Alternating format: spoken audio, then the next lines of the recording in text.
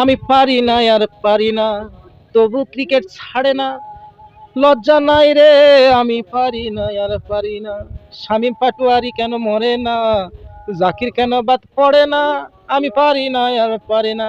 আমি পারি না আর পারি না এই গানটা যে লিখেছিল, সে যদি এখন আমার কাছে থাকতো, কসম করে বলতেছি ভাই, তাকে আমি একটা বড় ধরনের পুরস্কার দিতাম।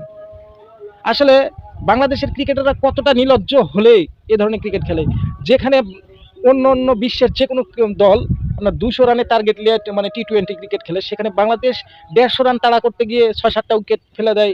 আর আমাদের মানে দলে, বাংলাদেশের দলে এমন একটা খেলোয়াড় আছে যে টি-20 মানে ক্রিকেটে আপনার হলো টেস্ট খেলে, জাকির আলী 17 বলে করে হলো 17 রান, 18 বলে করে 17 রান।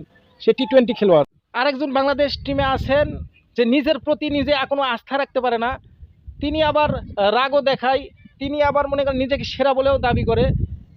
সেটা হলো আমাদের বাংলাদেশের পোস্টার বয় শামীম পাটোয়ারি।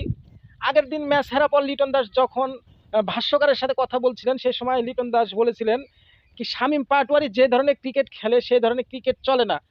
এজন্য লিটন দাসকে শামীম পাটোয়ারি ইনস্টাগ্রাম থেকে আপনার আনফলো করে দিয়েছেন। কতটা নির্লজ্জ হলে এরকম হতে